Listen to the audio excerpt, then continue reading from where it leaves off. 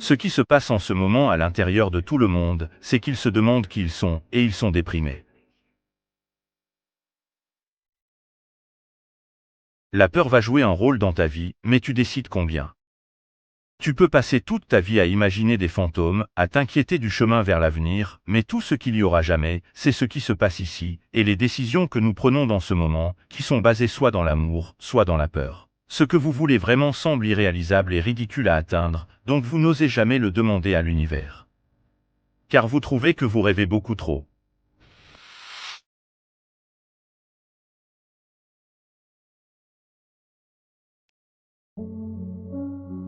Si un jour, personne ne te reconnaissait, je ne pense pas que ça changerait grand-chose, honnêtement. J'ai abandonné l'idée d'essayer d'être quelque chose pour quelqu'un il y a longtemps, alors je traverse le monde sans trop de changements, sauf quand je veux être drôle ou faire quelque chose d'outrageux. Je n'ai aucun mal à être moi-même et je n'ai aucun mal à dire non quand je veux dire non.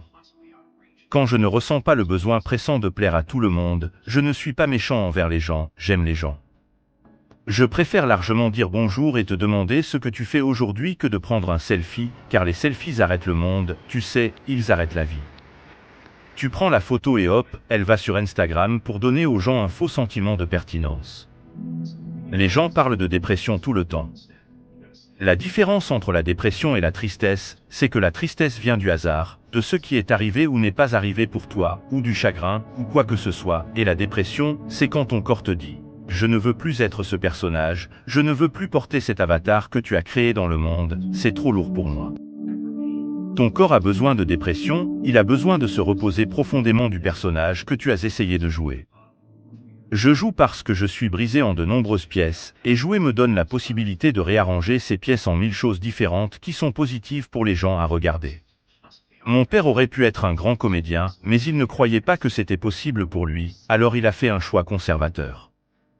Il a trouvé un travail sûr en tant que comptable, et quand j'avais 12 ans, il a été licencié de ce travail sûr, et notre famille a dû faire tout ce qu'elle pouvait pour survivre.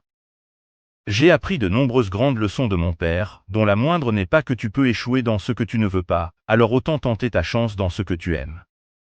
J'ai regardé l'effet de l'amour et de l'humour de mon père et comment ça changeait le monde autour de moi, et je me suis dit que c'était quelque chose à faire, que c'était quelque chose qui valait la peine.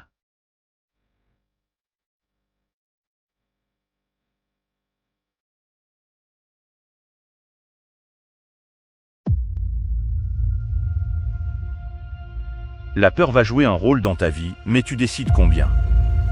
Tu peux passer toute ta vie à imaginer des fantômes, à t'inquiéter du chemin vers l'avenir, mais tout ce qu'il y aura jamais, c'est ce qui se passe ici, et les décisions que nous prenons dans ce moment, qui sont basées soit dans l'amour, soit dans la peur. Beaucoup d'entre nous choisissent leur chemin par peur déguisée en pragmatisme. Ce que nous voulons vraiment semble irréalisable et ridicule à attendre, donc nous n'osons jamais le demander à l'univers. Quand j'avais environ 28 ans, après une décennie en tant que comédien professionnel, j'ai réalisé un soir à Los Angeles que le but de ma vie avait toujours été de libérer les gens de l'inquiétude, tout comme mon père. La seule personne que je n'avais pas libérée, c'était moi-même, et c'est là que ma quête d'identité a approfondi. Je me demandais qui je serais sans ma célébrité, qui serais-je si je disais des choses que les gens ne voulaient pas entendre, ou si je défiais leurs attentes à mon sujet. Et cette paix que nous recherchons se trouve quelque part au-delà de la personnalité, au-delà de la perception des autres, au-delà de l'invention et du déguisement, même au-delà de l'effort lui-même. Tu peux rejoindre le jeu, combattre les guerres, jouer avec la forme autant que tu veux, mais pour trouver une vraie paix, tu dois abandonner l'armure. Ton besoin d'acceptation peut te rendre invisible dans ce monde, ne laisse rien se mettre en travers de la lumière qui brille à travers cette forme, risque d'être vu dans toute ta gloire. Ton travail n'est pas de comprendre comment ça va se passer pour toi, mais d'ouvrir la porte dans ta tête, et quand la porte s'ouvre dans la vraie vie, il suffit de la traverser, et ne t'inquiète pas si tu manques ta queue, parce qu'il y a toujours des portes qui s'ouvrent. Elle continue à s'ouvrir. Et quand je dis que la vie ne t'arrive pas, elle se passe pour toi, je ne sais vraiment pas si c'est vrai, je fais simplement le choix conscient de percevoir les défis comme quelque chose de bénéfique pour que je puisse les affronter de la manière la plus productive possible. Tu trouveras ton propre style, c'est ça qui est amusant. Tu es prêt et capable de faire de belles choses dans ce monde, et après avoir traversé ces portes aujourd'hui, tu n'auras que deux choix, l'amour ou la peur. Choisis l'amour, et ne laisse jamais la peur te détourner de ton cœur joueur. Ce qui se passe en ce moment à l'intérieur de tout le monde, c'est qu'ils se demandent qui ils sont, et ils sont déprimés. Les gens disent Jim est déprimé et tout ça, eh bien oui, j'étais déprimé quand j'essayais d'être le magicien d'Oz, mais maintenant je sais qu'Oz est un personnage, tu sais. Je pense que tout le monde fait face à ça, tout le monde se promène et se dit pourquoi suis-je déprimé? Eh bien, c'est parce que tu essaies d'être quelque chose pour le monde, tu sais, et dès que tu laisses ça partir, de meilleures choses se produisent, car elles se produisent juste. Ce n'est plus, tu sais, maintenant c'est juste de la tristesse, tu sais, la tristesse vient, le bonheur vient, c'est la météo qui passe dans le ciel. Elle ne reste pas assez longtemps sur toi pour te noyer.